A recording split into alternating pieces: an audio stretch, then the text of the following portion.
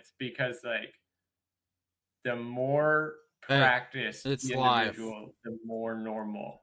We somehow managed to launch on time for once. Good Ooh, googly look at moogly. us Does that go. actually mean that we're gonna have a smooth takeoff here? Good No. googly moogly. I Not already at just all. double tracked audio, Let's so not check no. boxes that can't be checked until the future.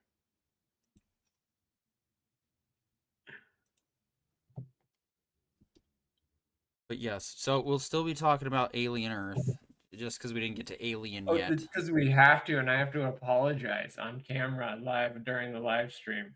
But also, I gotta air my grievance. I mean, I just as soon never talk about that show again. But dude, no, I have to get it off my chest because the amount of speculation Corion and I were doing, literally the hours before we could watch the actual live stream together, and then we took the night off, and then to watch it.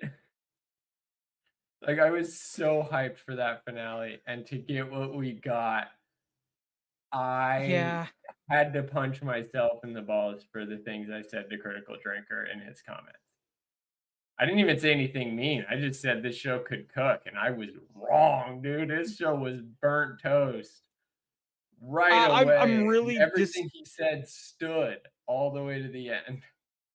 Like, I am upset that they did not stick the landing like we were under the impression they could. Oh, I think totally just botched the farm, but we'll get into that. The biggest thing is they were attempting the unattempted. They were going to have a reasonable Mary Sue. Yep. And instead,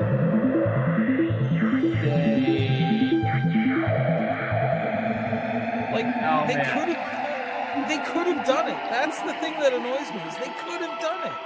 Yeah, it literally it followed all of the tropes of the bad stuff that we've seen, but it was going in such a way that I didn't need to care at all, because as soon as you go Android, like, I don't care if it's a 12-year-old girl or a 40-year-old man, Android is cheating every time. Right. And it's the same thing with Steve Rogers. Like, he was a 12-year-old boy until he was a 40-year-old super soldier. And that was the problem of his body. Yep. That's the story. It is a Mary Sue, but that's the difference. Is even Steve Rogers had to suffer. And this chick just kind of goes through it, does all the right things, and then, oh wait, I've seen this. The amount of like video game she plays,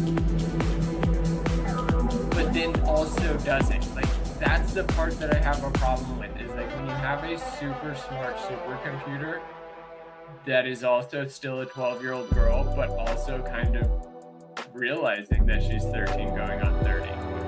Like, you can't also have her be a tech whiz and only partially utilize the components of that technology. Like, there were so many androids in that facility, and it wasn't until the very end that she catches on. Yeah. And,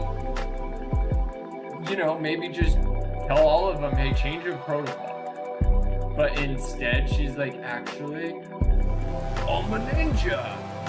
And they wanted Sigourney Weaver. They kind of almost had her. And then they gave us everything they've already given us. Like the Acolyte, the Rey Skywalker saga. Like, dude, you're giving the good shit away before we even get to the show. Not even a little bit. This is the leaked audio. If we go through the actual scene by scene, or even just the actual discussion, the opening scene of that whole episode ruined everything. Because they were so much closer to a bot versus alien fight, like the end of Aliens. And Yeah. It was literally like, here's how we give Mary Sue the universe. Yeah, I don't even know how you write yourself out of that situation. Dude, I don't know why you want to be in that situation, because like the only reason that you put yourself in that situation is if you're writing a character like the android from Foundation. Because Empire's android, Demerzel, is the craziest character of all time. And she 100% has all of the Mary Sue-ness to her. She takes head wounds, loses her body a couple times, but has all of the backups and none of the mistakes, and nobody can ever beat her. She's winning the whole game. And then she lost in this season. Spoiler. But how she lost, how Empire, just the full circle of everything, man, is so well written. And it's like, I'm here trying to do a podcast to get to the point that we can maybe affect the future of writing. And I could see how it was done in Foundation Season 3, but I could also see it all working out from Season 1 all the way up. How is it that the people that are actually receiving these salaries aren't doing that? Like, your library continues to grow, yet your knowledge and work product continues to degrade. It does not make sense in any logical sense. I mean, I know why this is happening. I just think it's tragic that it is. And it's, at its core, the craft of writing has lost respect for its authors. And I think a lot of that has to do with presentism. I thought that was just a regular thing that happens with new kids. Like, how is it that all the people that have all of the money are 1,000 years old, but the people that they're paying to produce everything, 29? Because they were under the impression that the kids knew everything. Yeah, you know, my son's been saying that almost since the day he could talk. I know. It's obvious. So, like, but here's the thing, at some point I stopped saying it. For a minute. No, I mean, you're getting better about shutting up about it now, but yeah. Well, no one is, like, I recognize my complete lack of knowledge of the unknown. Like, the unknown is so much more vast than the little bit that I do know. He's become deep enough to know how shallow he is. So that's progress, right? Exactly, but that's the first step. Once you accept that 95% of the universe is still unmapped. Yeah. Hey, then man. we are at 5% knowledge, but like that means pursue more knowledge, not work with 5%.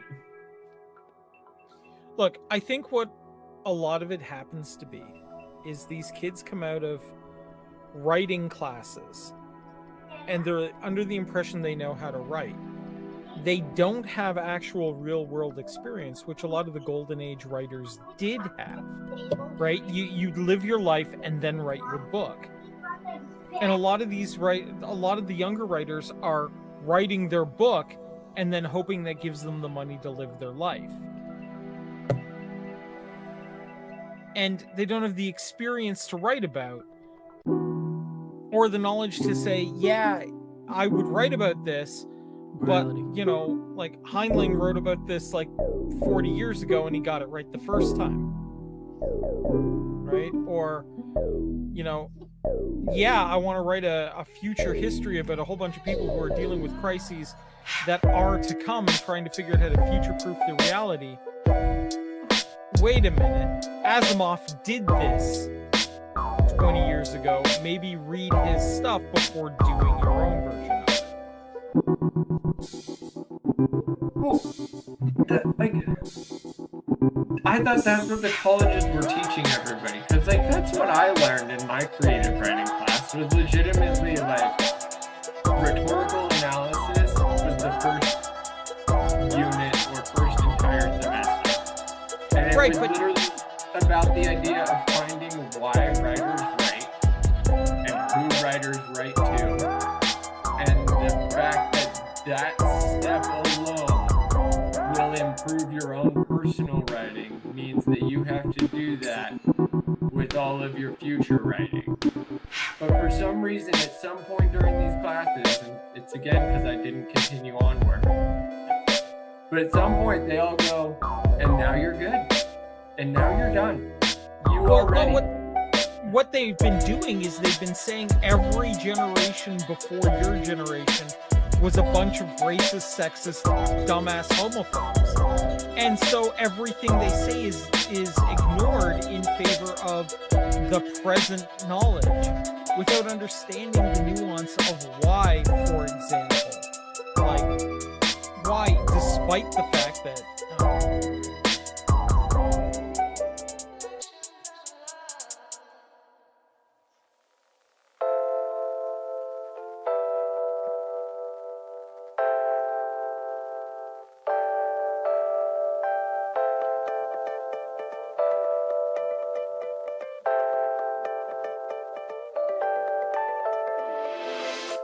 Tonight, we got 3 or 4 things to talk about going on in entertainment news. Then we're going to rant and rave about why we love and or hate Peacemaker Season 2. And then we're going to rant and rave why we love or hate Alien Earth. All this right now on the Entertainment Information Intelligence Podcast.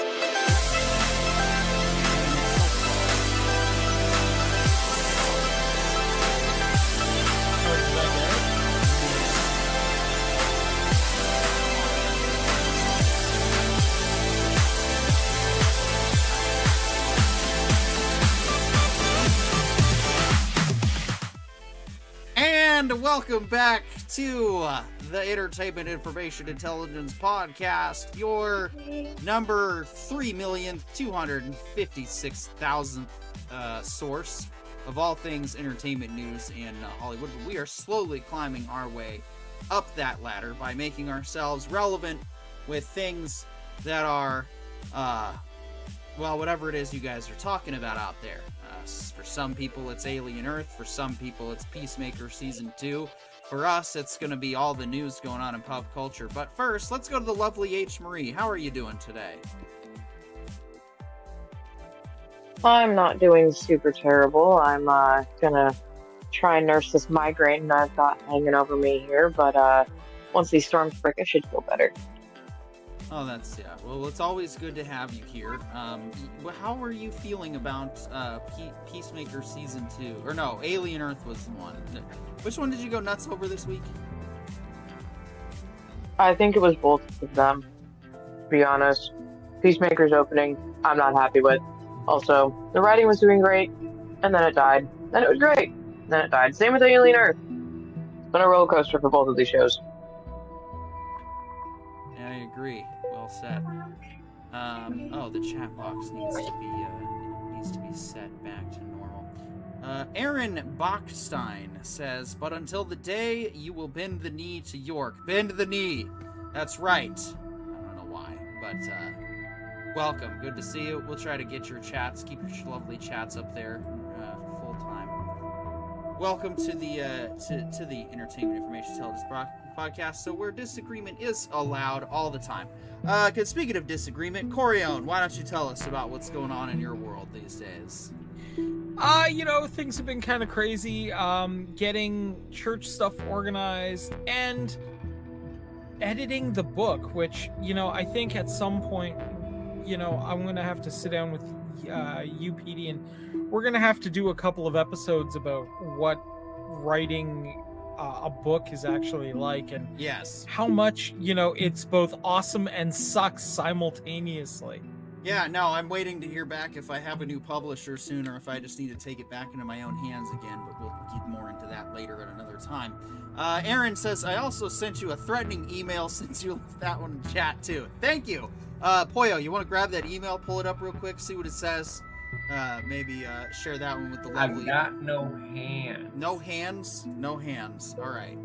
Well, I'll try to check the email in a less conspicuous way when I get a chance, because I've decided to open that up, because I realized, if you're in the comments section and you have a thought that you want to share, but you don't want to engage directly in the discussion, or you want to give us a fake name to use instead of your YouTube username, you can just send us an email, thewriterbrothers@gmail.com. We'll read your comment anyway, and if you tell us to use a different name, make sure you say so in the beginning of the email, because I'm going to read it from the email address.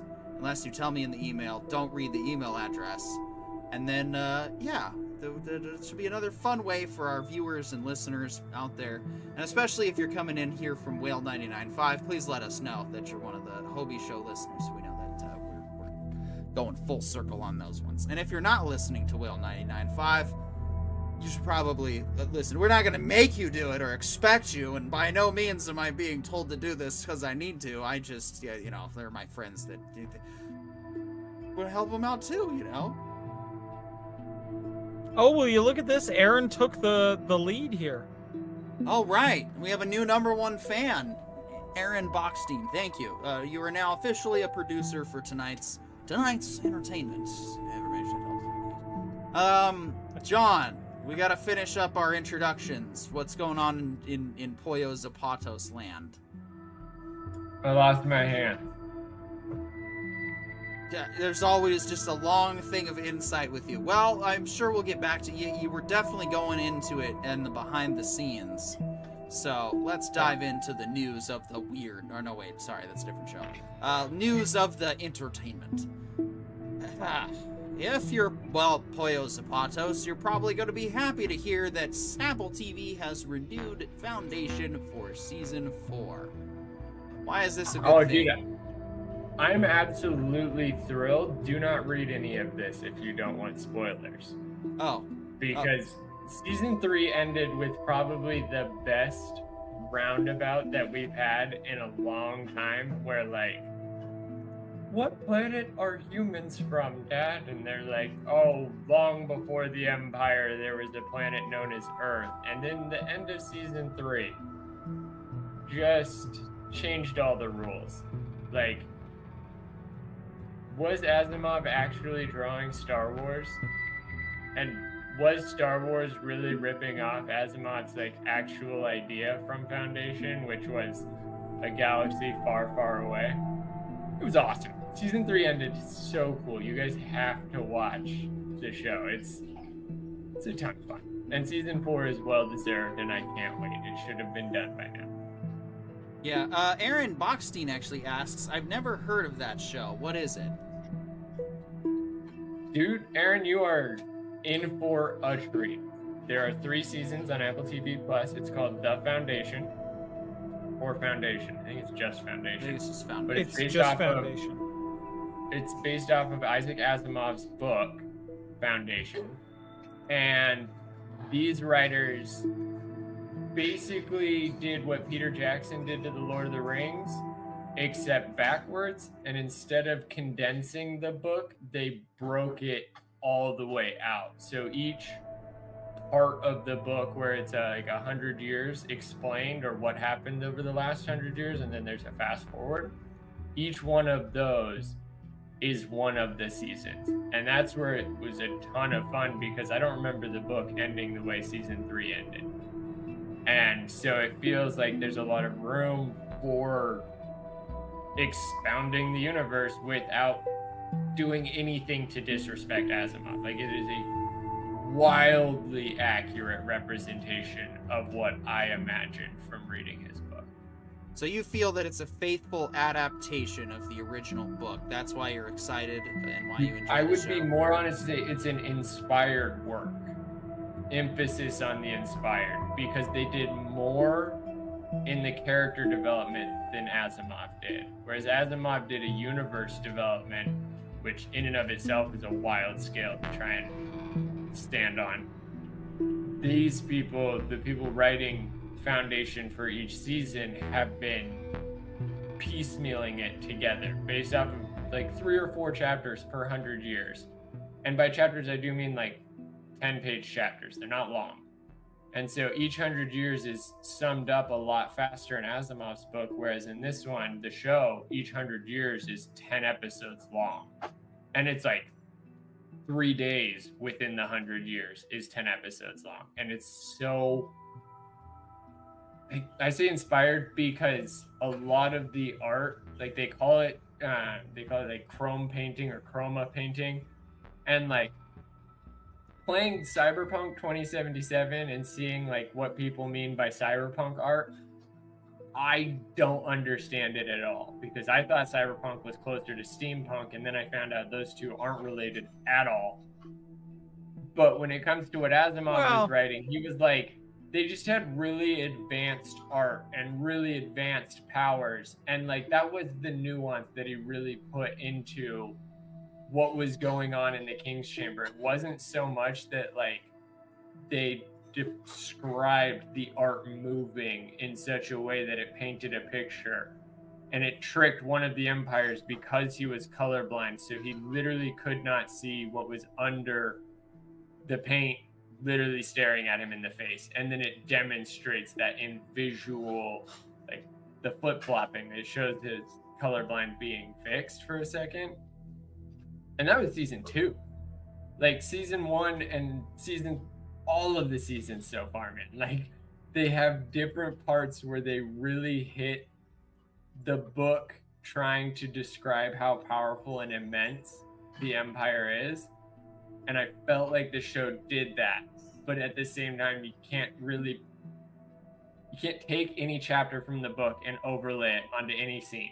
That's the weirdest part. Because I had felt during season 1 that while some of the action was definite, like, then this is the thing, like, it's a faithful adaptation in a lot of ways, but it's also a very thrilling adaptation. It is by no means short of its thrills and exciting moments and changes and deviations from the book. But I may have to give it another try and get into season 2. I just, through season 1, it just started to... There's just so much logic hangs you have to get over in that sequence that you're... But I guess if you get through it, I guess it gets better. Is that what you're trying to say? No, so I don't think there were logic pains. I think the biggest thing is that Star Wars was, here's a battle, here's a droid, here's a mission, here's a battle, here's a droid, here's a mission. Whereas Foundation is like, no, I will explain how a empire that stands the universe collapses and also doesn't kill. Like, there's no extinction event. There is no Fermi paradox. It is collapsing, and all of these planets are also still populated by people that remember it. And also some of them still show loyalty to it, despite, like, by season 3, Empire has the slowest ships in the galaxy. And yet they still have the biggest reach. Or not biggest reach, but the most amount of power, the most amount of planets that acquiesce to them. And then that is part of the season 3, like, debacle. And that's what makes it so fun, is like, whereas Star Wars was, here's a literal planet destroyer in the very first story, it wasn't until season 3 that Empire had a weapon anywhere close to that, despite in season 1 he had multiple ships that, if firing a complete barrage, could wipe out any planet. Like, it's a slow progression, but that's because it's actually the fastest descent of a galaxy-spanning empire that can be explained in the time that they're given. And that's why I say it's more inspired, is like the debates, the nuance, that wasn't in Asimov's books so much as the one character explaining where they are at in the fall. The one other character explaining where they are at in the rise of their new civilization as the empire continues to fall. And that level of nuance being extracted and then thrown into the TV, that's why it's so cool. They pulled from typewriters and made this show, and it is in and of itself art. Go ahead, Corion. Yeah, I was gonna say, like, if you ever wondered how Rome fell, this is the sci-fi version of it. Hmm. If you were wondering how, advanced, modern day empires break apart under their own weight and their own complacency, this is the sci-fi version of it. And it's important to kind of watch that, because sci-fi in and of itself should always be teaching, right? And it should always be providing you those cautionary tales for you to avoid. And that's what I think Foundation and Asimov's work in general has always done really, really well, is be those cautionary tales for you, so you understand what's coming and hopefully avoid it. Well, and Yeah. I think it's even cooler in terms of the way they're pitching this story. Is it's not so much about avoiding it; it's about realizing the situation you're in, and here's multiple galactic worst case scenarios, and that in the story, the people that you root for are always the ones that are being kind, helping each other, working together. Like, it doesn't matter what point in history they are. It doesn't matter how long they've been a part of the story. The characters I've fallen in love with the most are the heroic nobles, are the heroic peasants. Like, it's never just the king for the king's sake. And I think that's the other part of the show that's like so cool. Yeah. Is like everybody rallies around a fallen empire. They don't, and they didn't. Rome fell. Yeah. Nobody brought it back. By the way, we've got the email here from Aaron Bockstein. Says, does this get mentioned on live stream? I'm gonna sign you up for car insurance now using this email. Yeah. Thank you. I appreciate you saving me this step, Aaron. That's gonna save us a lot of money. Please make sure you get both, at least a Canadian quote and a US quote. Anyway, says, love you, kidding, York and crew. That's actually from our old pal Kryn Zoo, who we need to have back on this show at some point, or do some gaming together sometime.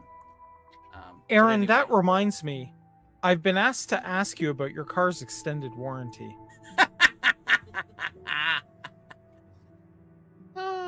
It's a good show. So yeah, back to the news. Let's see, get my tabs here. When does Tron Ares premiere? All about the highly anticipated sequel. Original Tron premiered 43 years ago in '82. Let's see. It will. Let's see. What day does this come out? Does it say? I think Official it's plot synopsis the is 9th? Yeah. Huh? July 17th was the trailer. I was gonna say, wait, it came out on July 17th. No. Yeah, no. I think it's like the 9th October or something. 10th. October 10th. There we 3 go. days this weekend, guys. Yep. All right. So I don't know if we'll be able to get Tron I'm Ares interested. squeezed you in know, by next Or week's You show. can choose this or Battlefield 6. This About the handily. same price after popcorn.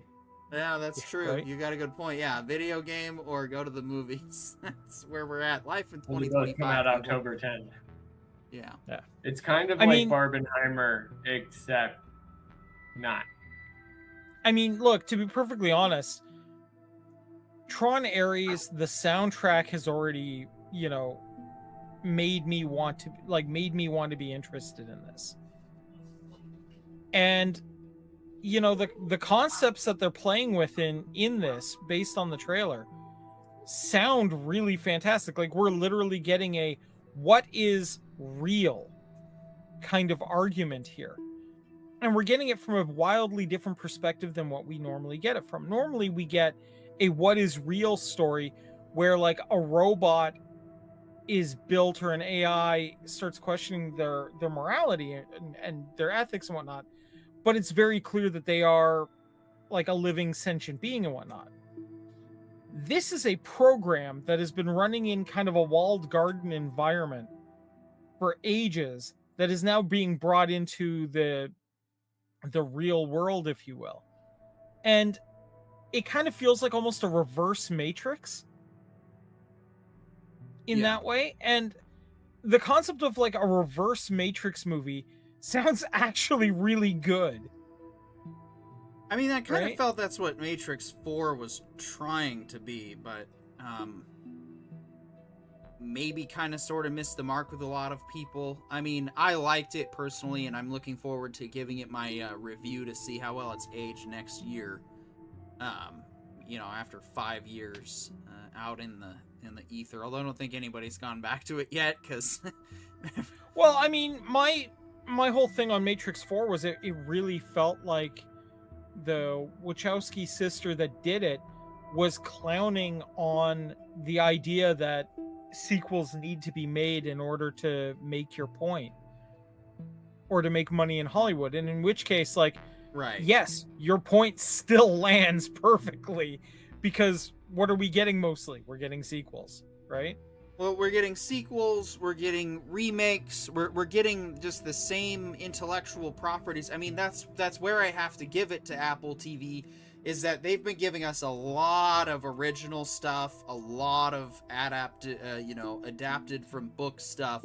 So Foundation being one of those pieces that's... And absolutely kudos to Apple for taking risks, Yes. right? And so but then even then, look at Amazon. What else was pretty good? What else was decent over at Amazon? Well, Reacher was incredible. Terminal List, also another really good one. Peripheral I was did like so Peripheral. good. I'm sad that we're not getting any more of that show, but it is what it is. And then, I mean, not a book adaptation, but freaking Fallout. Like, what? Yeah. I've got to get into New Vegas before season 2 drops, but that'll be my first Fallout game, will be New Vegas. But I was never a fan of the games, and yet that show is so good just for what it is, that the characters and the narrating and everything just kind of brings you in. Like, as an outsider, I felt like I wasn't lost. I felt like, there's probably a bunch of references and things that happened in the games that I'm probably gonna have to catch up on, but I didn't feel like I was left out of the universe. I didn't feel like I had to, go back and watch obscure cartoon number 156 to understand the plot and understand the universe and understand the characters and what was going on. And so that's testament to the writing and the storytelling of the Fallout crew. Yeah, it's a sign of a good show when they can get new people who've never heard of it, as well as fans of the franchise like myself, and it Galinda. appeals to both of us. Shout out to Cool Aunt Galinda, who's out there somewhere. Hope you're doing well today. Yep.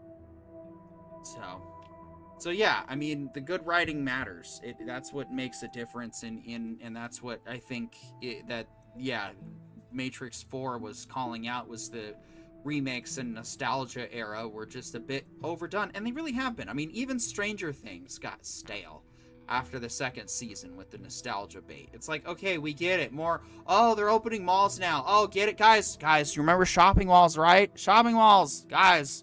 Shopping malls. Remember the nostalgia? Yeah, we do.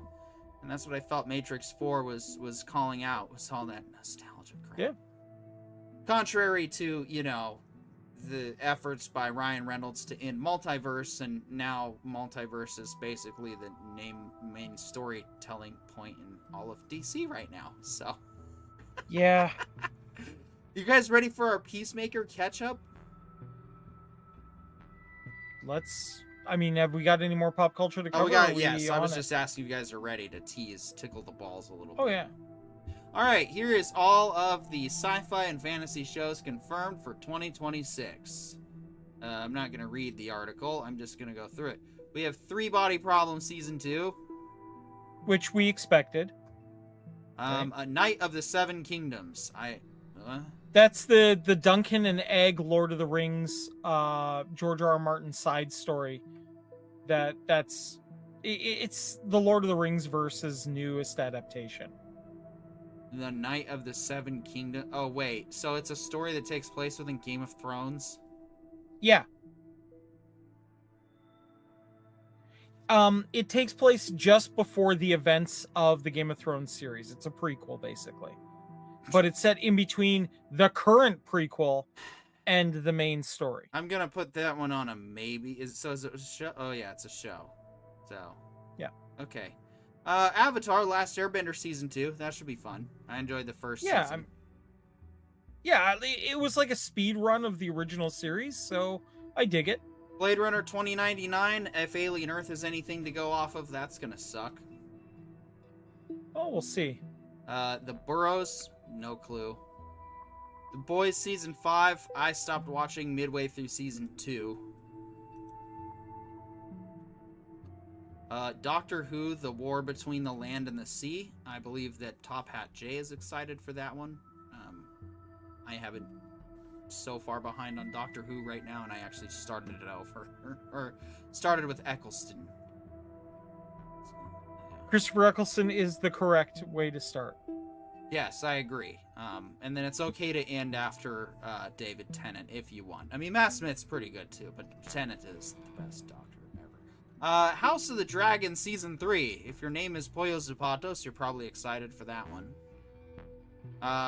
Lanterns, our new James Gunn Lantern series about the Green Lanterns. That could, well, I don't know. Dude, I think they're only competing with Ryan Reynolds' Lantern, so we got room. So I do have news on the Burrows and what it's about. It's created by the guys who did Stranger Things. It's set in a retirement community in the New Mexico desert where unlikely heroes must band together to stay on top of an otherworldly threat from stealing time, apparently. Wow, another group of unlikely guys to come together to save the day. What? This could actually be really... They've actually got some decent names on it. Bill Pullman, Gina Davis, Clark Peters, let's see, Dennis O'Hare, Jenna Malone. There's actually some pretty serious star power in this. It's funny because I think what we were talking about earlier about rehashes and recycling, and we're like Stranger Things got to the malls, and now they're like, oh, you thought we were gonna get to the malls and just go through the 80s? No, now we're gonna go to 80-year-olds. Yeah, exactly, right? Nice. So if you're a Lord of the Rings fan, cover your ears. Rings of Power season 3. I don't know, guys, about you guys, but I have thoroughly, just absolutely enjoyed the crap out of not watching anything, a single second of Rings of Power. I think that this is the best show to never ever watch, and I keep watching everybody else watch it, and it sounds like it's miserable. So I can't say for certain that it's miserable, because I have been enjoying my time. Every single second that I have not spent watching Rings of Power has been an investment in myself. I feel better for it. And so, my review of Rings of Power is, well, guys, I can at least give you a review of not watching it, and it's been excellent. Yep. Necromancer. Neuromancer. Saw what I wanted on that one. Neuromancer. Yeah. Neuromancer. Okay, if you guys liked Peripheral, you guys are going to love Neuromancer. Do we have a trailer? That's what started the cyberpunk genre. Let me see if I can get a trailer. Okay. Well, I mean, before you get too into that, the next title has my eye because I haven't seen a Cameron Pasha post too in depth about it. The Ninth Jedi. Or is this even? Or am I reading that wrong? Is it the Ninth GD and it's a totally different IP? It's actually about these new rabbit creatures called Hetty. Hetty, yes. Okay, here we go. Let me Oh see if I no! can get you. Oh, it's the. Oh no, he did mention this. I'm sorry. The Ninth Jedi is one of the adaptations. It's one of the shorts from Visions. It's actually getting a whole show. That's kind of cool. At least I think Okay, so Wait, is I this do have. the kid that was the lightsaber changey thing where they were like the lightsabers match the Jedi, and then all the people grab red, and he's the one with blue or green. I can't remember. I think it might be actually. I thought there think was you're an right. actual one. It wasn't a good.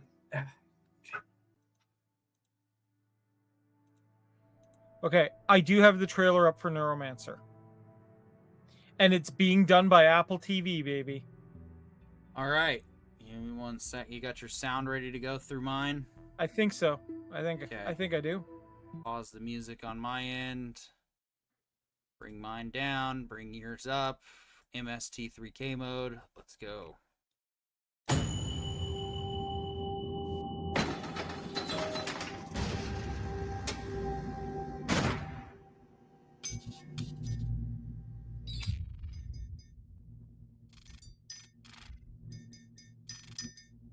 That's all we're getting now. Okay. And believe it or not, that's already sold me because it is okay. Neuromancer for the uninitiated is the book that launched cyberpunk. It is the first time the term cyberspace was ever written down anywhere. It's the first time we see the idea of a cyberpunk idea where you were mentioning that you thought cyberpunk and steampunk were totally different things. The key connection there is the punk part of the genre, that it's a rebellion against the authoritarian component with steam or cybernetics or whatever. Like myth punk is a genre too, right? But it's that age of rebellion. If you saw something like Johnny Mnemonic or you played Cyberpunk 2099, this is where all those ideas come from. This is the OG of I'm a hacker and I'm fighting the system kind of stuff. This is where virtual reality ideas come from. Like this is the badass grandpa of the genre. Yeah. All right, here we are. The Ninth Jedi is upcoming Japanese-American animated Star Wars limited series that serves as a spin-off to Star Wars Visions. Presents and produced in production with IG, who did the shorts based on The Ninth Jedi on Volumes 1 and 3. April 20th, 2025, during Star Wars Celebration Japan, it was announced that an animated spin-off series from Star Wars Visions was in development. So that's the one. That's the Visions story that got it. Dang it, I mean, I'm sure it's a good one. I'll have to watch it. I only watched the one Visions short, and I heard it was like the best one of them all, which was, of course, the first one that ever came out. And that's the story. That's the series I was hoping we were going to be getting, but no, I guess not. Well, I mean, to be fair, we were told by the Cameron Pasha's source that the Visions series was basically like an interview to get a series in the Star Wars universe. Right. And that's kind of dope that they were getting to see the follow through from that, and that we were aware of what was actually being done with Star Wars Visions. So in a lot of ways, I'm kind of like, hey, that's cool that we got this and that we're going to get to see something come from it.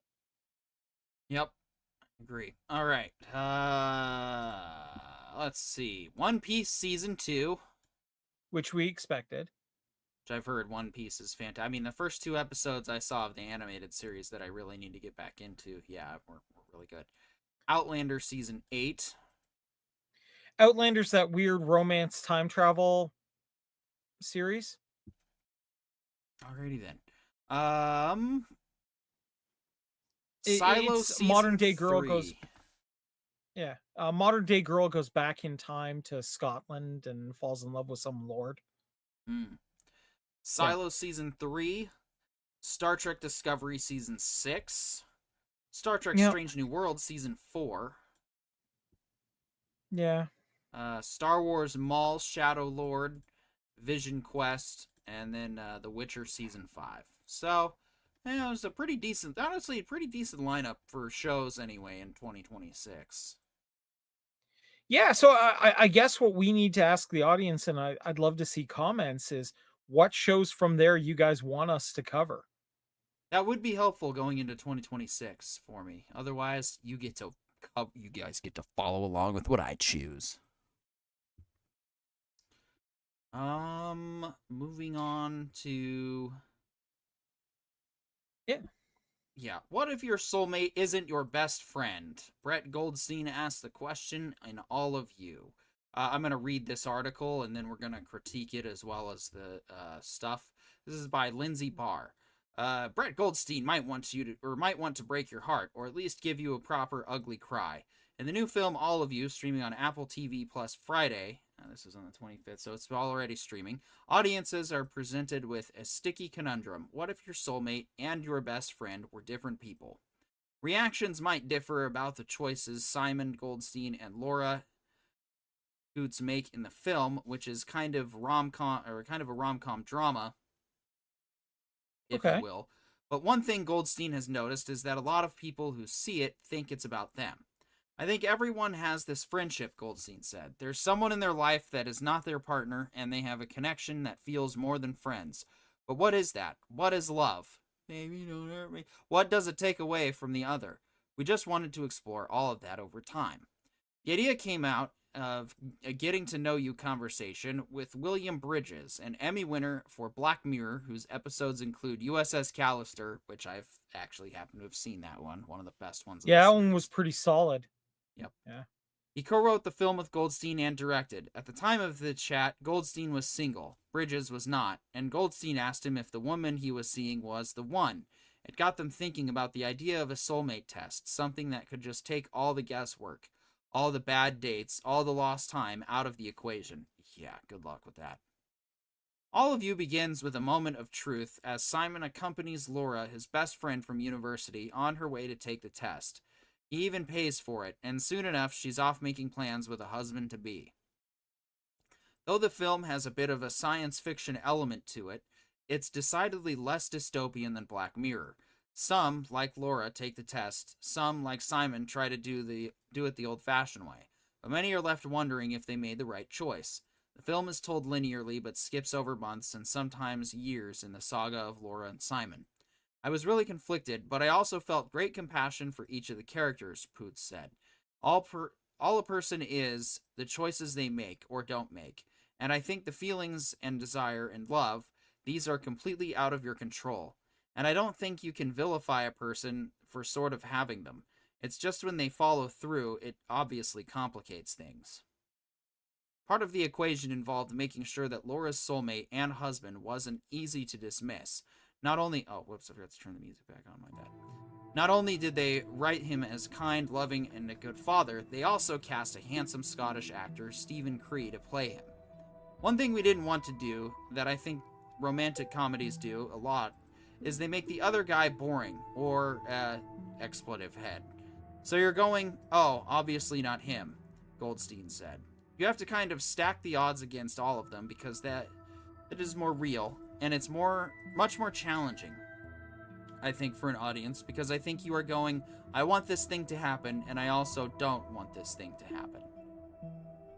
Let's see, alright, almost done. When Harry Met Sally was kind of an unintentional touchstone in thinking about the idea of friendships between straight men and women that only became clear to them after they made the film. An even less intentional reference was atonement. Unbeknownst to the filmmakers, they set a pivotal scene between Laura and Simon in the same cottage on the English Channel in East Sussex that Joe Wright used for his classic tearjerker. While movie fans might bemoan the lack of Nora Ephron-style romantic comedies of the 1990s on our screens, modern movies are grappling with the state of relationships in serious, satirical, and genre-skewing ways, with films like Materialists, Splitsville, All of You, and more. The distinction, Bridges said, is perhaps the audiences today are craving stories not about aspirational, unattainable romance, but about love, however complicated and messy it might be. We have seen the movie where somebody runs to the train station at the end and confess undying love, and the movie ends, and the idea is they live happily ever after. But I'm not quite sure that's the experience of love that a lot of people have. Nope. Bridges said, I think they're looking for love stories rather than romance stories. Okay. Well, overall, the structure of this article, I'm going to give it a solid, 4 out of 5. Some of the grammar and some of the structure there could have been... Well, it gave us a really good idea of what this story really is about, right? Yeah. And I would say they did the one thing you're not supposed to do, which is compare yourself to the competition, but continue, Corian. I mean, I do like the idea of the general idea of this movie. If you had a machine that could tell you who you absolutely would be the most compatible with and be able to spend your life with and be happy forever with, one, would you take the test, and two, would you believe it? And this is a situation where, yes, this person is their soulmate. They probably have a wonderful life together and everything else. But what if your best friend was also just as viable potentially, right? Or you wind up with this person, but you kind of don't want to spend time with them. I want to understand. Than in the situation that you're in, like a romantic situation with, right? I want you to explain to me, Corion, how this, or John, or H. Marie, how this is any different than something like a prearranged marriage, or trying to make sure you tick all of your religious obligation boxes in the process of finding your soulmate. Well, I would say this is a lot. It's closer to going to a church function for dating, but it's definitely like a form of eHarmony.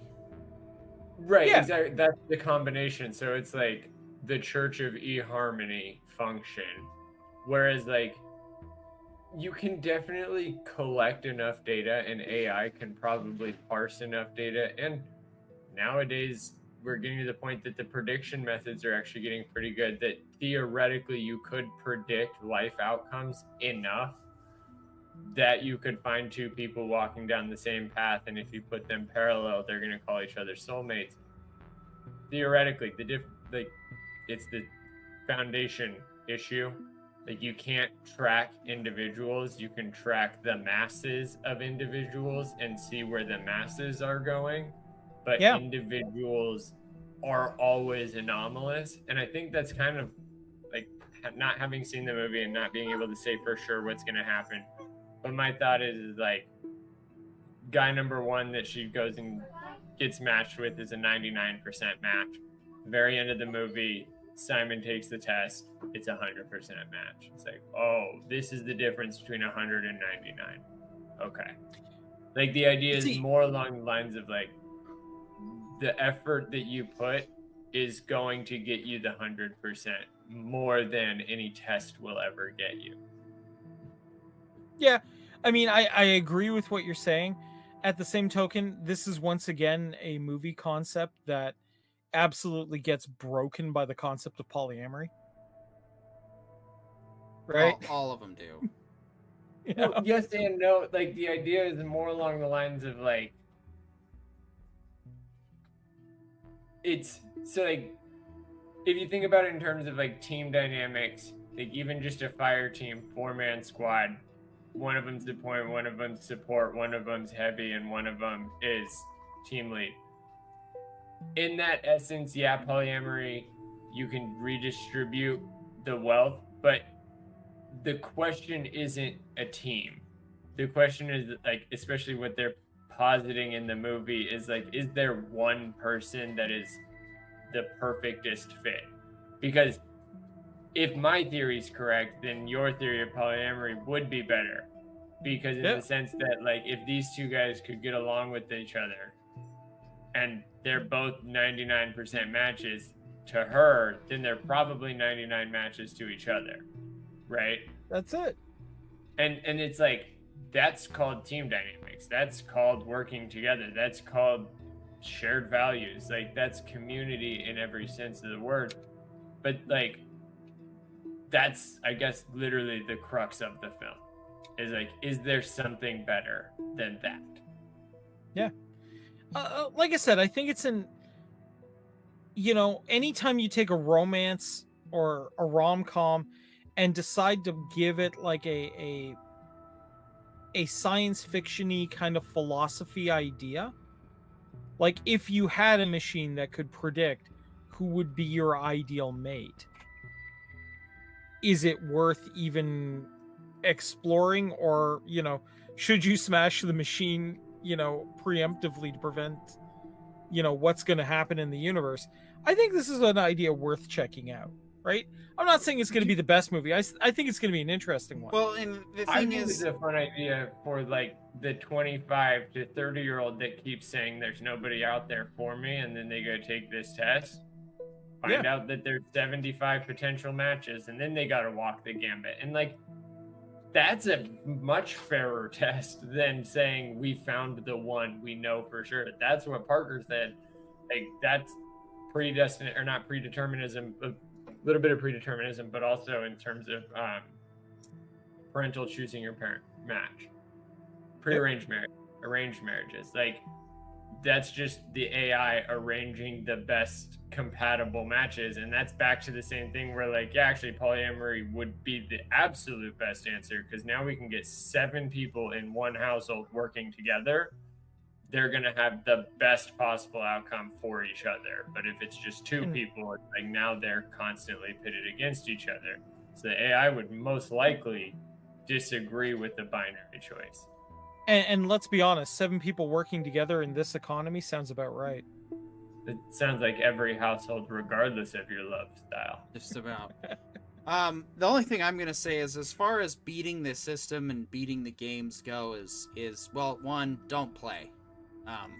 Romance games are like, in an established relationship. Of course, I love doing romance with my wife. Getting her chocolates randomly, getting each other random gifts, doing just this. Yes, there's a time and place for it. I'm going to tell you with 1,000% certainty, it is so much better to do those things with somebody who wants to receive them, and it's established and clear that this is going to go somewhere, and it's going to keep going somewhere, unless, somebody does something horrible or makes a stupid decision. The whole, oh, well, maybe, and oh, well, I just don't know if no. Make up your mind. Try. Just try. That's all dating is. Because there's the other thing you got to get rid of, too. If you want to obsess over getting all the boxes correct, you want to obsess over doing everything the right way that you're supposed to, you're going to get what you deserve in the end. Because most other people aren't going to align, even if they go to the same freaking church. You're not automatically in line with values of where you want to go in life, what you want to do, and the things that matter. One of the reasons, among many, please just let me finish real quick. One of the reasons among many that H. Marie and I are still together to this day is because we choose each other, but also because I didn't worry about the rules when I decided to start. I was like, you know what? I'm just going to be as loyal and committed as I can, and I'm just going to do my best, and she's just going to do her best, and that's it. That's all you can do. That's all dating is. That's the big magical formula to happiness is figure out who you are, be upfront about what it is, who you are, and what you want, and engage in games at your own risk. Me personally, games are for video screens, games are for boards, games are for children. They are not for romance, they are not for relationships, they are not for dating. Never mind. What? I like that. I just realized, though, for The games are for children piece, dude, I don't want to know what list you're on, is all I'm saying. Jesus. I also don't want to know what list you're on, but also the thing I've just thought about is, like, I don't either. The worst thing about these tests is that we accept the love we think we deserve. Shout out to Perks of being a wallflower. But that idea of, like, if you take a test and they say this is your soulmate, like, that's the same thing as accepting the love you think you deserve. According to this test, you deserve this kind of love, and it's like, that might not be you tomorrow. Like, the whole idea of growth is that you're not the same caterpillar. One day you become a butterfly, and that's not a euphemism for basic puberty. That's a euphemism for after puberty. Once you become an adult, once you've joined the workforce, now what do you want to be? It has nothing to do with your body so much as it does your soul in and of itself. And so if you're going to say that this computer can find your soulmate, yeah, this version of your soul today. That's who you were when you took the test. And are you a good test taker? Are you a nervous test taker? Are you an anxious test taker? Did you answer the questions the way you thought they should be answered according to your mom and dad? Or do you have enough wisdom in your soul to answer the questions openly and honestly? Did you fail to answer some of the questions because you were afraid of the legal ramifications? That's the issue with tests, is they mess everybody up. And again, you can't track the individual. Yep. So like, when it comes to people, and like Parker said, games are for children, but games are tests.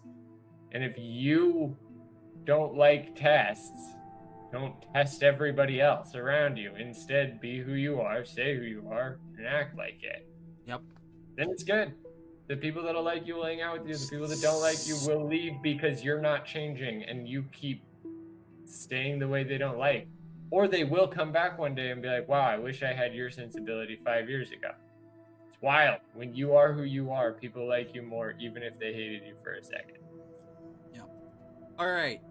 We are now going to conclude the news portion because I just looked at the clock and we've been, very generous with our time on that stuff. So it's time to move on to our Alien Earth discussion because I only want to talk about Alien Earth one more time next week when we do our Aliens double feature. Yes, we unfortunately ran out of time to do Alien this week, but we're going to double up on them for next week because all we have is Alien, Aliens, and then Peacemaker finale, and then of course all of our news of the entertainment. So, yeah. And let's go back to that metaphor about testing. This is the test that you should actually be attempting to pass. These are the tests you should be nervous and anxious about.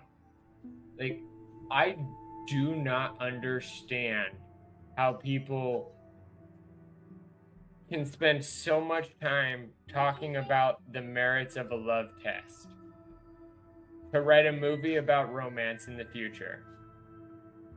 But people with years of video game data, years of commentary, books of written critiques about the alien universe, and you mean to tell me that you're gonna drop Alien Skywalker, the Rey saga repeated, and call yourselves worth your paycheck? Like, you guys went on strike saying you deserved money, and I believed you.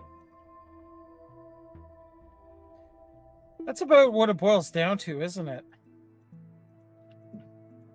Like, I want the new kids in, but I don't want them in charge. Treat them like the apprentices and Padawans that they are.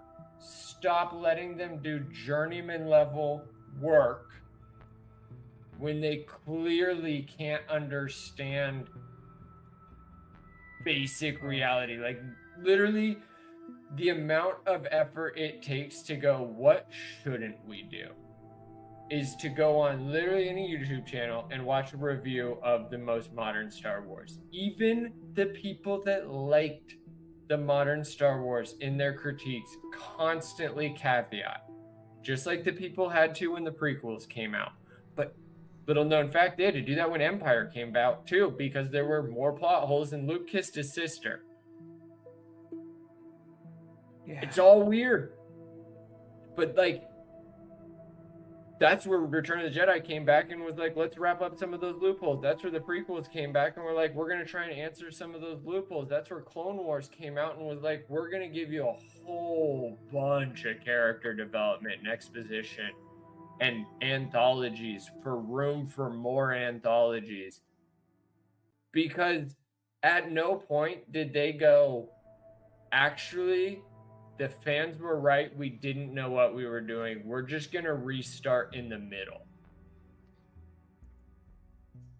Yeah. Like, the beauty of Star Wars is it continued to fail upwards, whereas all of these other shows continued to go from the best of the best to the bottom despite watching everybody else do the exact same thing the last 5 years.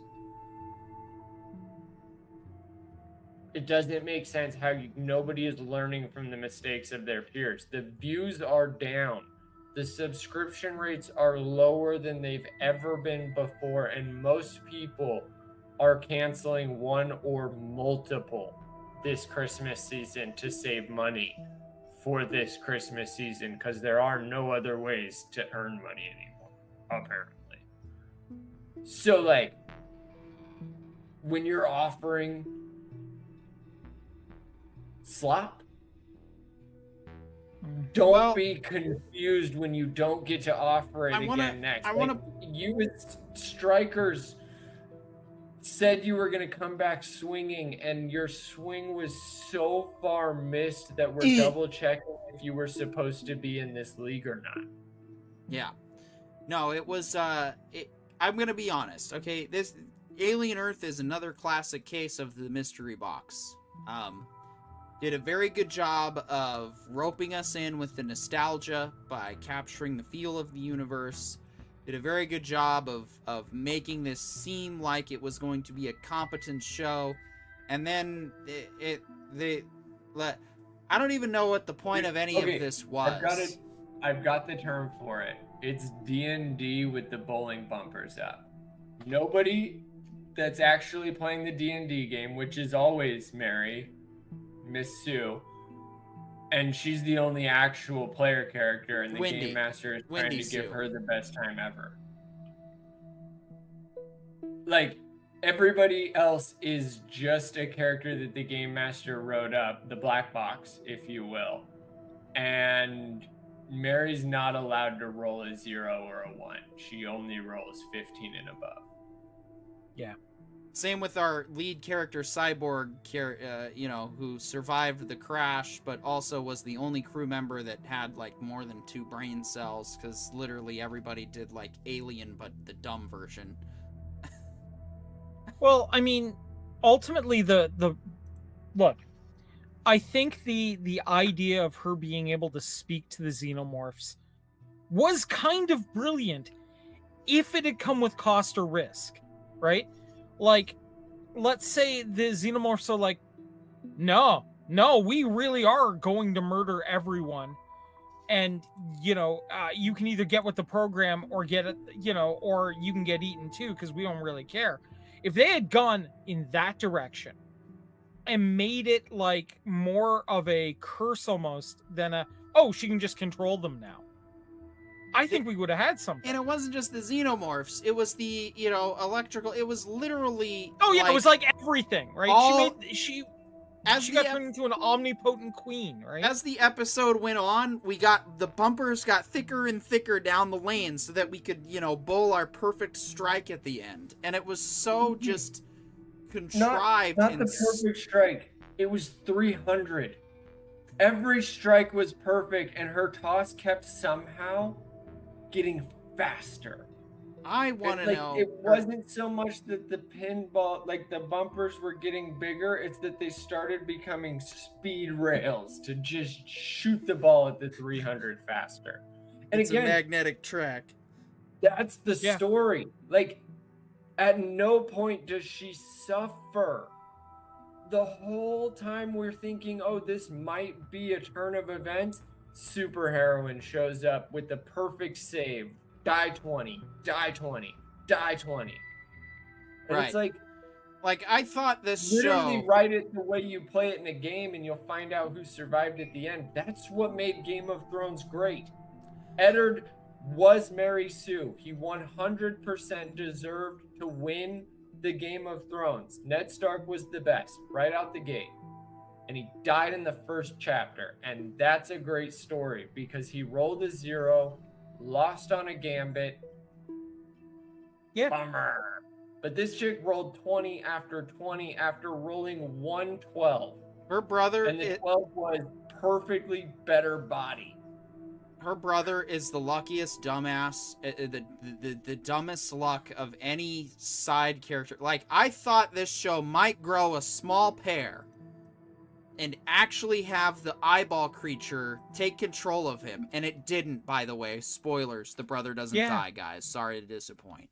And that would have been like a total just change and like, oh my gosh, is he alive? Is he dead? Can he be saved? Blah, blah. And of course, we find out that we can't, but... Dude, that's the time when you actually make it super wild. Because now the brother and the eye thing are actually in harmony because the eye thing was always supposed to attach to a humanoid level sentience and it was actually incognito. But also, it's closer to Venom than it is taking over the body. Wait, what? Now the brother's going through his own character journey while living with a parasite that's, made him parallel to his sister? Interesting character dynamic. Let's watch that season. Instead, already a better show that isn't happening. Save her brother. Yeah. From the computer system that she apparently had full access to the whole time and was well aware of everything. So instead of, doing a theatrical incident like introduction, she could have just paused the android and been like, "Just kidding, little brother. I mean, older brother. I'm obviously more powerful than you." That would have been corny, but acceptable. Instead, it was, let's watch G.I. Jane. That's also Super Jane. That's also in charge. Right. And then she gets control of everything at the end because that's what has to happen. Because in this society, they forgot the idea of reality and everything is digital. So whatever she rewrote, now suddenly she's Prodigy. And none of the people that negotiated with him on his way to his trillions, this kid went, like, who was his dad? Jeff Bezos? Right, yeah. Like, he got the trust fund that was $1 trillion, and he was like, I can do better. And it's like, no shit. Literally, your savings account will get you $1 trillion within 5 years. Yeah. Like, this was not even like a talk about missing the landing.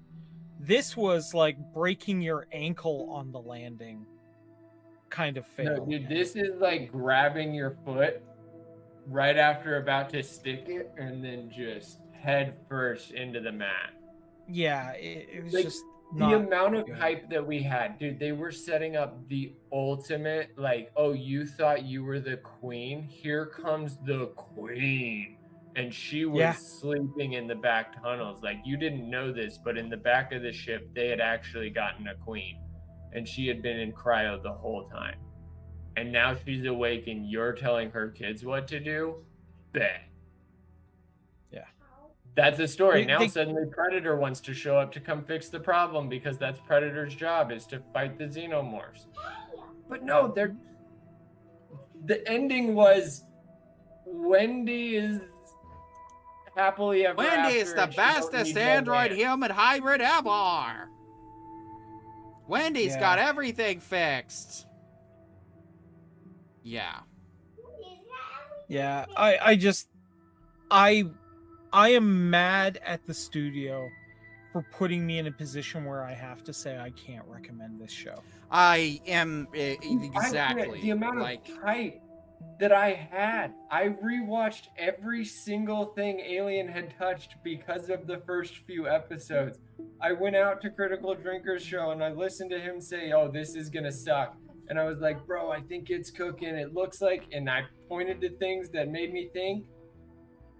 And I'm an idiot because you're not. You're not an idiot. You're no more an idiot than anybody else. Okay, guys. I say I'm an idiot because Critical Drinker saw the writing, not the writing on the wall. He literally just watched what I watched and was like, okay, they're gonna botch this because they're not good at this. And I was like, he wasn't drawn in by the theatrics. And he was like, I mean, he was. Sure. He acknowledged them. He knew that they were there, but that wasn't, you know. But that's what I mean. He was right out the gate. Like the same first 2 episodes, I watched his review of it, and I was like, nah, man, there was these things that they wrote, like the characters' names weren't matching the actual Lost Boy names. They're wrong, and then they were right. Like the first 2 episodes, the names aren't the names that are used, and then the rest of the season, they are the actual Lost Boys names. And I was like, that ruined everything that you had cooking there. But then he did another review right before the finale came out. And then on that one, I was like, bro, they are set. Like the same thing as Corion and I were saying before we watched it. Like it's cooking. It's so ready for an ultimate boss fight where they lose like every Alien movie ever. Like we're going to get Alien Planet or Alien Earth, like actual Alien Island. And instead we got exactly what Critical Drinker said we were going to get in his initial review, which was Mary Sue gets the island and she's not Jeffrey. Right. Yeah. No, he was right, and at least you have the balls to admit when you're incorrect instead of trying to backpedal, re-represent shit, change things the way they were. We're not afraid to admit when we're the wrong brothers on stuff, but it's very rare when that happens. And yes, I only regret that I don't get to promote or watch this show again because I'm not going to, because it's just awful. It had so much good going into it and starting it, and it's like, once again, production shows up, actors show up, directors show up, but where the hell are the writers? They just, freaking copy and paste the last portions of it right before they're supposed to turn it in for the day? I don't blame the writers directly either anymore. It's whoever is going in and getting final say. Because the more I've learned about the whole business is that at the editing room is when they decide to make it look like this. I mean, that doesn't... Like, if Love is Blind can do 9 seasons where everybody watching it can try to TikTok their way to how the story is going to go and do some random sleuthing while watching the season as it releases, then anybody else can edit a film in such a way that it actually makes a coherent story that the Mary Sue thing stops happening. So whoever is going through on the final say and going, yeah, I don't see anything wrong with this. This looks exactly like what people want to see. That guy needs to be fired tomorrow because he's an idiot. Yeah. So my final recommendation for Alien Earth is, No, don't watch it. Yeah, don't. That's my recommendation. Do not do Go watch Alien. Go watch Aliens. Hell, maybe even Alien 3. But yeah, I mean, we can at some point have an interesting discussion on whether Alien 3 is a good movie or not. I think well, it's currently on our schedule for the last October show, which is in 2 weeks. So yeah. Okay, see, this is the thing about sequels done by the same team. You can do the Fast and Furious out of this world, Sigourney Weaver's 500 years old, Dom returns from the dark side and is actually the opposite of Darth Vader. But you can't do that when you have shows like this in the load up. Like the problem with Star Wars is going, okay, now you can watch everything up until Acolyte, up until the new sequel trilogy. You can watch everything. Some of the stuff in the after sequel trilogy is okay, like season 1 and 2 of Mandalorian's pretty good. Andor season 1 and 2 cooks. Rogue One gets fixed if you watch Andor season 1 and 2 first. Like the amount of talk that you have to do to walk somebody through this series starts to degrade everything. Every time I recommend Fast and Furious, I go, do you like fast cars? Because that's the fun part. All the other stuff is the same in every movie. Oh, yeah. No, look. The way I recommend Pacific Rim is, do you like the idea of giant robots beating on giant monsters? If the answer is yes, watch the movie. Don't pay attention to the plot. It's pointless. There is no plot, but the movie is fun, and Charlie's in it, and he's really funny.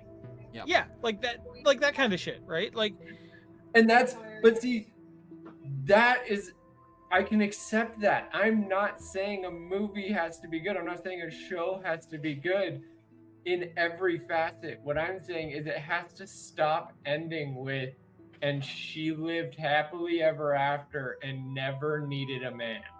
Because I'm annoyed with that ending. Like, yes, Once or twice it's funny. Once or twice it's out of the norm.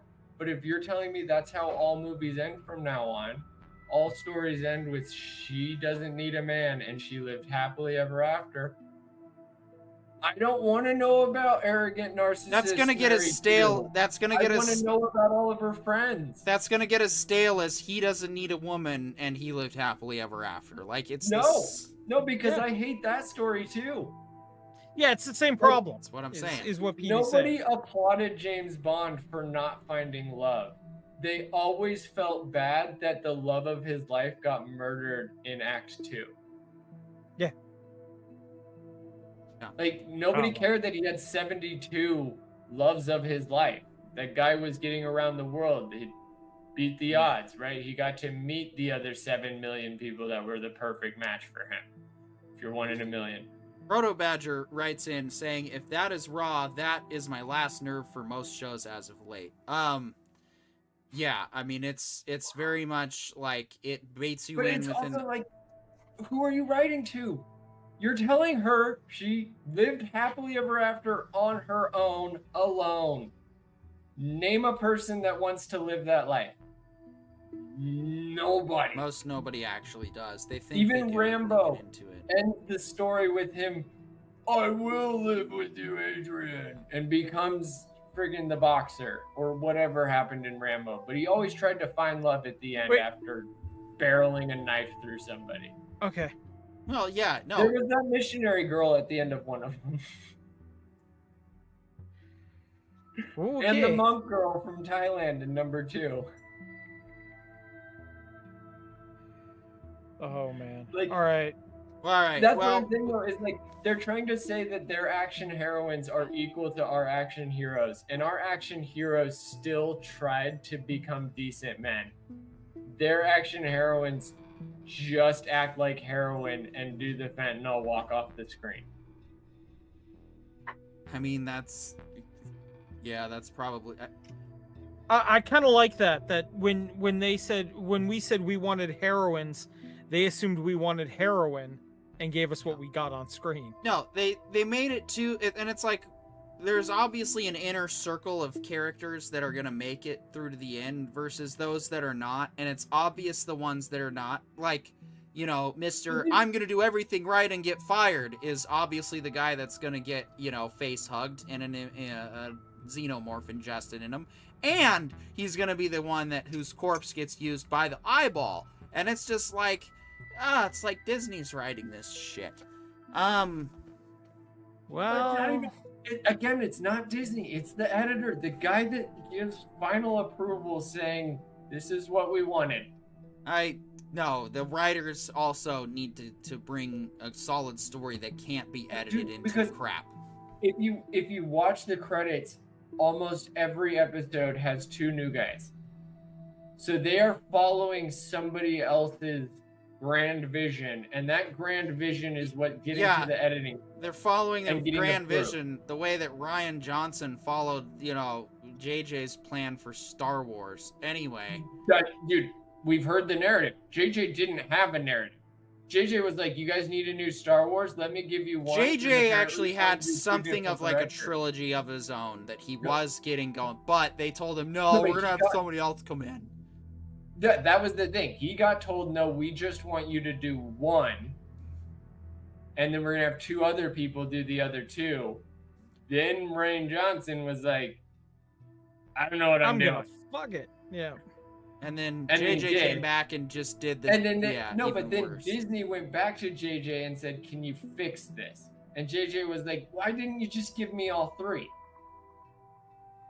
So you can't blame JJ. Again, it's the guy at the top, Kathleen at the top. It's the person in the editor-in-chief chair going, yeah, this is what I thought was going to work. No. Let's be fair, okay? There is plenty of blame for the sequel trilogy to go around. Yeah. Right? Like, I am mean, when you ask somebody, 51% of it is Kathleen Kennedy's fault, but the biggest thing that I have with this is if you're going to ask somebody to do Star Wars and you're going to pick a random, you've already made a mistake, especially when the Clone Wars just wrapped up. Like, Yeah, you no, look, all- I'm not arguing that, but I am saying that, like, But there that- were people there that could have said, Kathleen, no. And they didn't. Well, no, they that's- did, that's and then my she fired point, them. Is that person, the editor-in-chief, Kathleen, she was the editor-in-chief of Star Wars. She's the editor-in-chief of all things Lucasfilm. And it took them 7 years to figure out that was a mistake. And it's like, everybody told you it was a mistake. JJ told you it was a mistake when you only gave him one movie. Like, could he have fixed it? So, Doubt it.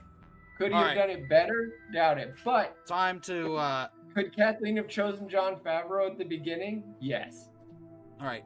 Time to move to the last segment of our show, and that's going to be our Peacemaker Season 2 catch-up, where we catch up on everything Peacemaker up to this point. So this is our Episode 1 through Episode 7 review. I know, so professional. We'll have it all sliced into single... No, it's just going to be 2 videos. This week's and next week's, whenever it is I get around to mining our content and uploading it again, which I just need to start doing, and just do it. That's it. Do it. If you remember, we actually started this show reviewing Peacemaker. Well, we called it Tuesday Night Live Show back in the day when it was just the Writer Brothers podcast. It is now, changed to the Entertainment Information Intelligence podcast from the Writer Brothers. But Peacemaker was a favorite show of mine, especially that intro. What an awesome way to start your show. Just wham, right out of the, not necessarily out of the gate, but when you hear that, do you really want to taste it? Yes, I did. Peacemaker intro was awesome. This season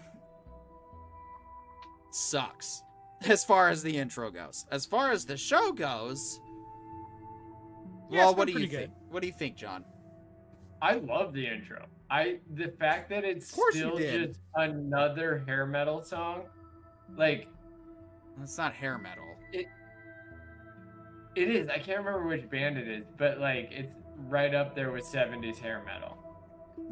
I don't think we're listening to the same tune, but okay. Or 80s hair metal. It's Like, not. it was It's not the 80s hair version metal. where It's it's from like- the 2010s.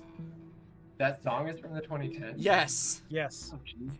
That's a really good song, inspired by the hair metal, because it's from me, it's Foxy more along lines- Shazam, and they're definitely not metal. I would say it's right up there with pretty much anything Kiss did in terms of lyrics and tone. Like, musically, it sounds almost like that's why I thought of it. Yeah. Anyway. But to me, I think the funniest thing is not the song at the beginning, it's the dance number. The choreography from the dance number and the effort from so many people. It's To so much give more sloppy this the season than the most last one. Puppet. No, it's a puppet dance number, because the big joke that I said in our first episode, John Cena can't dance. And they've embraced it even harder again. And I love that, because now the dad and the brother are dancing right there with him. And it was, rather than being like, hey, what's this story going to be about? Like, no, the song tells you, and it told you in the first one, do you want to taste it? Do you want to know who Peacemaker is? Do you really want to know where this guy came from? And then this one is, he's in love. And is he in love with any hardcore ever? Or is he in love with his hardcore? And that's, like, to me, I think that's such a weird, dramatic irony that I've only heard about on Film Theory. Like, apparently that's how they released all of the Marvel movies. Their original, like, trailer, whichever song played with that trailer, was teasing the theme of the whole movie. And so a lot of people started to pick up on it by Thor and Ragnarok, and they were like, oh, Sweet Child of Mine, this is going to be about Thor's child. And it wasn't. It was about some weird other child that had nothing to do with the you're story. also crossing IPs here. Marvel saying is Cinematic Universe. But James Gunn crossed the IPs. James Gunn, I guess, is the one that started this idea of releasing the trailer with a song that told the whole story of the movie in the song.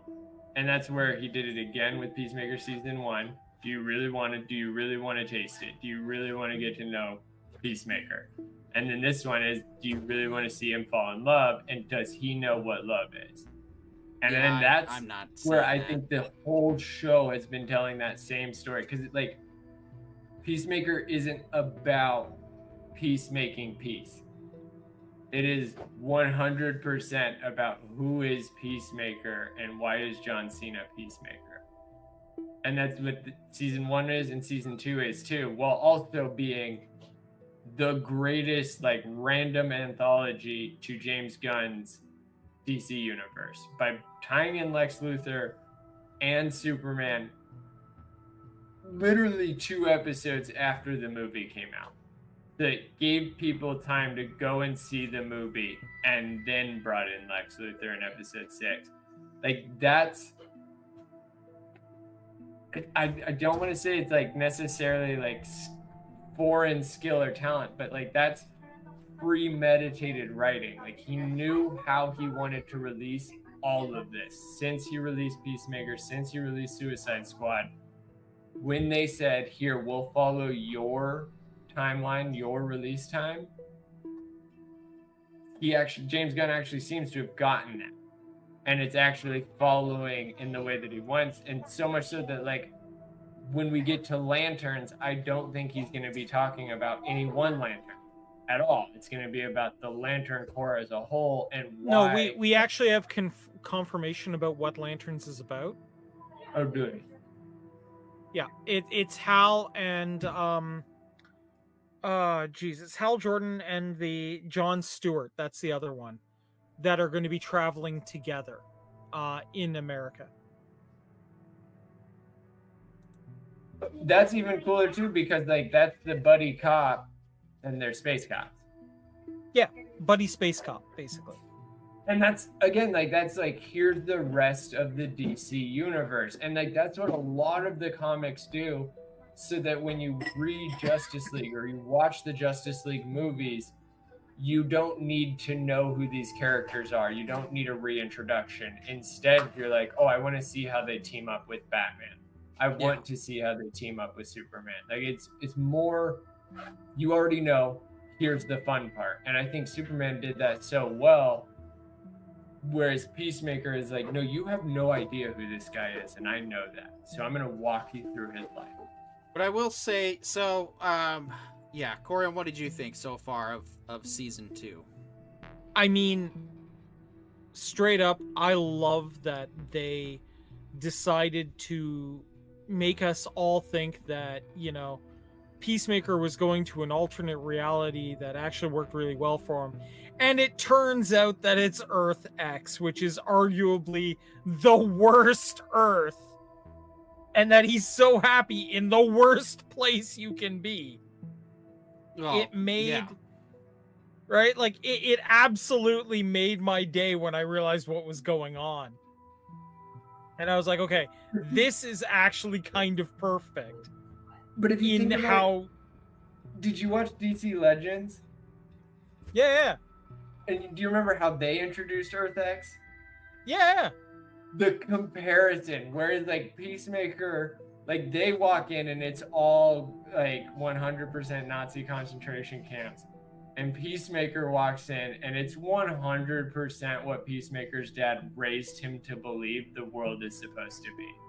Yeah, and that was brilliant. Like, I was genuinely amused by what Gunn was able to do pulling that together, right?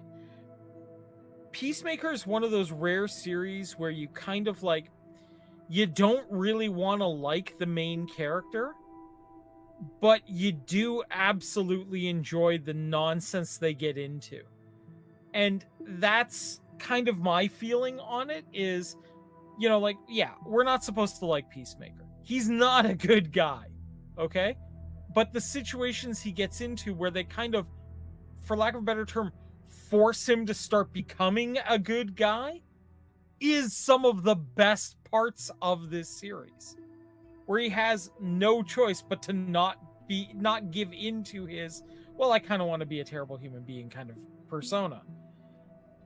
Honestly, I'm really happy with it. I'm actually enjoying the fact that John Cena is a far better actor than I thought he was going to be. Overall, I do think that this is a series that is worth the initial investment, at the very least, the price of admission. And yeah, I want them to keep going. I want to see more of this season. I want to see where they take this. You know, right? Like I want to see where the multi-dimensional shenanigans are going to go. Well, next week is the finale, and so that'll be the end of season 2, and we'll see how it ends. Yeah. It was a pretty decent. It was definitely a more crafted way of dealing with certain ideologies than I would say that others have tried to just be too obvious. At first, it felt kind of lazy until we had the character divergence of his dad turning out to be a decent person, which was the... Dude, his dad ended up being a good, like, the legitimate good guy. Good guy in a shit circumstance who's doing the best that he can. Like, literally vindicating Thomas Jefferson. Yes, I appreciated that, because it's well, that's what people don't realize, is that totalitarian regimes are not 100% supported by the people that put them there. They would like to think that they are. They certainly put out propaganda that we have the majority support of the people around us. No.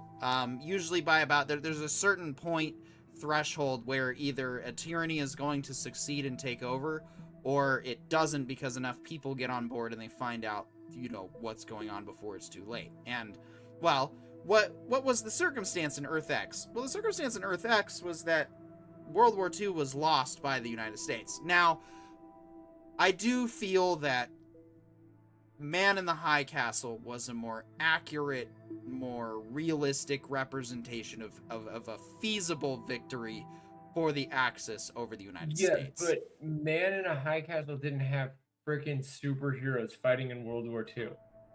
Fair enough. So we don't know what exactly caused Earth X to become Earth X, at least outside of the comics that have established lore. At least, do they actually do a more deep backstory into that, or is it just... I Nazis mean, won the they end? kind of go into it, but the long and short of it, you do have correct, is that the Golden Age heroes, the ones before Superman, and you know, like the original Justice that League. era, the original Justice League lost the war. Okay, and when they lost the war, you know, the Nazi regime basically takes over the world. And yeah, we have basically the Man in the High Castle world, only what winds up happening is, as these heroes grow up, like the heroes that we know from the current Justice League kind of grow up and start becoming, they start getting folded into the regime, right? So, like, Superman works for the bad guys, well, right? Not just folded into it. So, like, that was part of Superman's story, was he grew up with truth, justice, in the American way. Yeah, and he got those values. The idea and in that this one, life, liberty, yeah, and the pursuit of happiness. And in Earth X, that's not. No, he grew up in the Hitler Youth, right? like, yep. And he's know, like way into it. It's really messed up. Like, right. And all the characters kind of have that sort of situation, and it's the villains primarily that are actually trying to save the world, right? Because the villains are just always anti the masses. Like, their goal is to just be against the stream.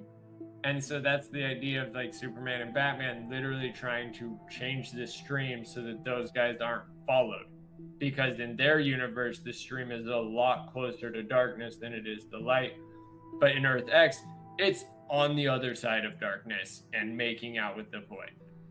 And every depiction, like I said earlier, like every depiction I've seen in any of the shows that ever try to show the multiverse whether it's the CW Flash, CW Legends of Tomorrow, CW, all of them, Green Arrow. At some point, they go to Planet X, and they all end up basically either finding out that their other side joined the establishment or didn't. And it's almost always a talk about, when do you tell the government no? Like the storyline that they're dealing with is, at what point do you say subservience is an option? And it's when they meet their character antithesis on the other planet, Planet X, where they're like, oh, I guess I have to be an individual no matter how good I try to be. I cannot assume that the government is going to be that good tomorrow, so I have to continue to be a vigilante rather than a part of the establishment. The time and that's to say what no. Planet X has always been used for. The time to say no is every day. But see, that's the best part about Peacemaker. He grew up where his dad described Utopia as Planet X, and for his entire life, he was getting technology and had access to technology from his dad's heaven. And then we find out in this show, at that episode where we find out who his dad is on Planet X, and his dad is like, no, I'm a libertarian through and through. I am a vigilante because I believe that the government is just as bad as the people that they are saying they are against. And then from there he goes, I met another version of myself. And then that's where we assume it was Peacemaker's dad. And that guy seemed to be from a really dark earth. And it's like, yeah, no, that earth is closer to Superman's earth, where it's not on the other side of darkness making out with the void. Instead, it's closer to everybody getting along, but not at the same time. Like, I like the conversation between ads and green jizz guy, judo master. Judo master. Yeah, I liked that. You know, they basically said that, oh, well, you know, our world isn't that far off. And I'm like, that's correct. And it's not necessarily correct because of, you know, red hat wearing dorks or, you know, blue team crazies or blue haired crazies. It's that way because of, well, the moment where we see Peacemaker's doppelganger dad take a stand against the police and say, no, come back with a warrant. And he's, of course, technically telling the truth. His son isn't there. His son is long dead and incinerated in that alien incinerator. So he's also not lying. But and then he also says, I'm not saying my son's innocent. Right. I'm also not saying he's guilty. I'm also not saying he's I'm here. saying get a warrant. Saying he's not Do here. Do your job. Right. Yeah. And but it's like, that's the moment that Gunn's really trying to point out and speak to, is the fact that, no, even in our, you know, area where the Nazis lost, we still are currently dealing with a different form of totalitarian police state that we've been combating for many, many years. This isn't like something brand new because, you know, the orange crazy man decided to. No. He's just one attempt out of many, many others before him to seize power. Overzealous policing is the beauty of technology. Like, the more you can, the more you will. Absolute power corrupts absolutely. And again, that's what all of these stories have always been saying. Even if you're a part of the regime, you need to be honorable. You have to be better, because just like when we were all kids and we said, why can't we all just get along? That question's still being asked, and we're still not. No one's provided an answer. Be agreeable. Be somebody that you can get along with, but at the same time, don't ever let anybody step on you. And that is more of the story that every hero really talks about, is because every hero in every superhero genre faces well, why didn't you save my dad? They all face that debate, and we all go, well, yeah, that's really deep. But that's also what every police officer goes through. That's also what every paramedic goes through. Like, why weren't you there in time? Why didn't you get there fast enough? Why aren't you a superhero?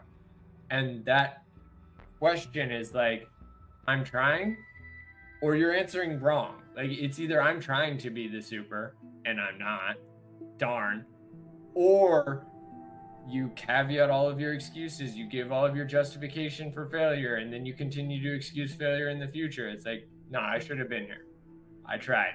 Like, and I was arguing with somebody about Superman the other day, and the idea of, I will save everything because I'm not from here, and I learned that the value of every life matters. And you guys are the ones that taught me that. How is it that I'm the only one seeing that?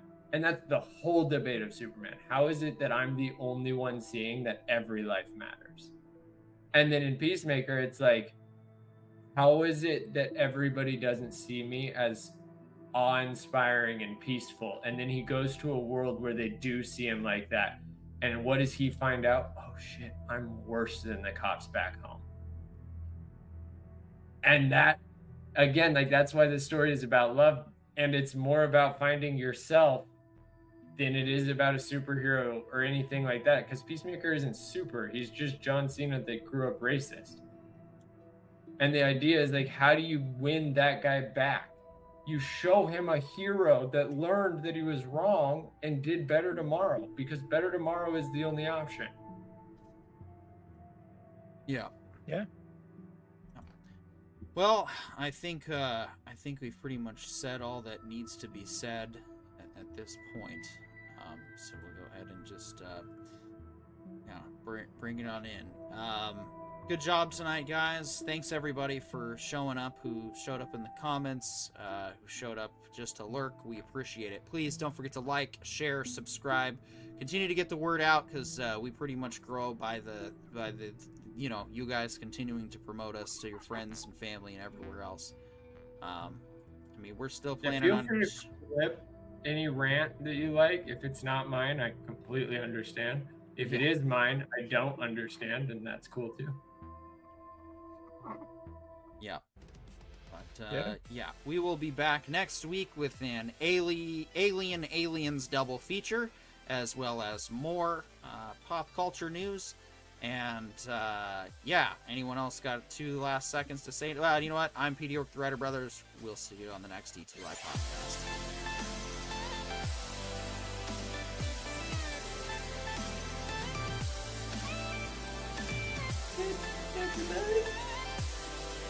Nicely done.